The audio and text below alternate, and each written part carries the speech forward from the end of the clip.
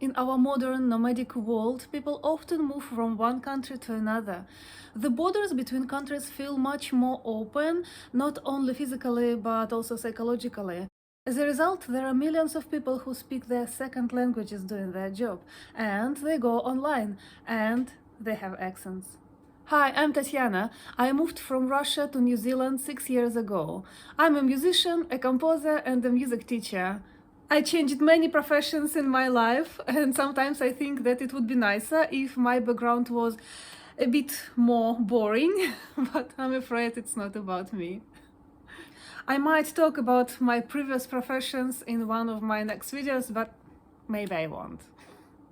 With my professional and cultural background, I'm different enough even without my accent, and if I could, I'd get rid of it, because being different is exhausting. However, I cannot, and I have only one way, I think. It's accepting my accent and accepting who I am. Will my accent stop me from doing what I'm doing? Of course it won't. I think having a Russian accent is different from having some other accents because of the complicated political situation last years. One friend of mine told me that I sounded like bad guys from films, and it's funny, and actually it's not so funny at the same time. When some random people I meet learn that I'm from Russia, they often start talking about politics and economics and all the troubles in the world related to Russia, but I wouldn't like to be associated with these things. I can't go back to Russia because I speak openly against the war, and this is unfortunately illegal in my country. So I stay and I make my music here, where I am, in the English-speaking country. When I started my YouTube channel, I didn't talk. I was too embarrassed. I just played music, and that was okay, but if your content is not only entertaining but also educational, you just have to speak.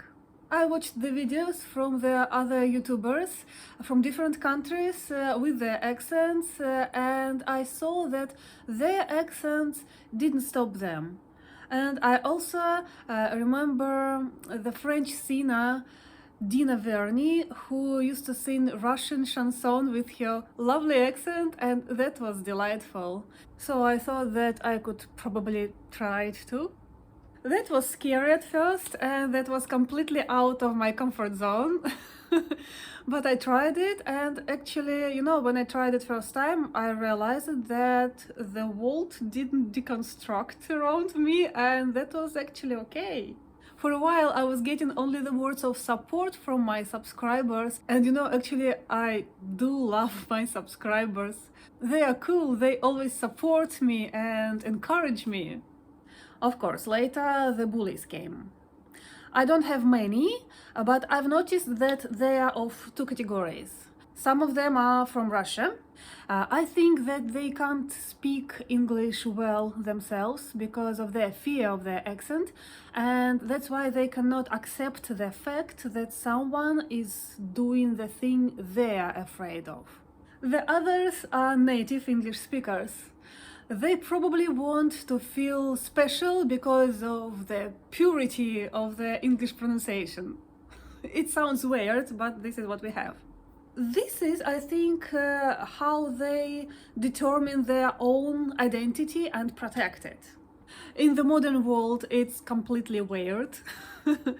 But we still have it because people still have their fears and they still want to find their identities.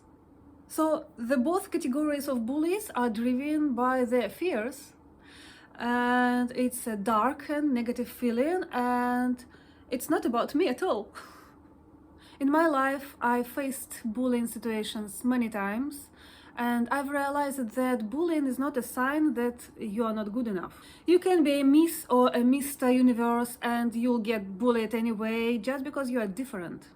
From my point of view, if you are a native speaker and you hear someone speaking your language with an accent, you can appreciate it. Because usually it's a huge effort of that person to learn your language. It shows how significant your language is for that person, and it also shows that that person is brave enough to step out of their comfort zone and to speak with their accents.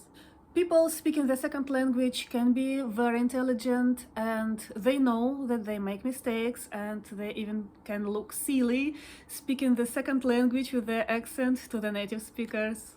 That step out of the comfort zone is a big thing, it is, and I think it's underestimated. If you have an accent, it shows that you are smart and you are open to learning and you respect the language you are learning. I think if this is about you, you totally understand it.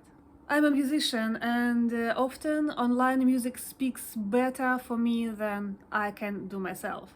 However, it's usually not enough, and if I want to help the other musicians and non-musicians to grow in music, to understand what they are doing and become better, I have to speak to them. I have to explain some things. I think it doesn't work for music only. There are many people of different professions who could open up and speak for themselves.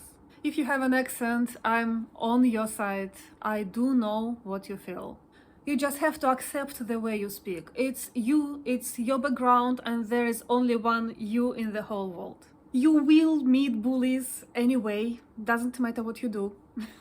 Just don't let them stop you, because their fears are not allowed to become your limitations. Believe me, those people whose opinion you would like to know about your content have no time, no desire to be online bullies. However, people who help you grow do have time for supporting, uniting, and being kind, because these are the ways how they change the world to better.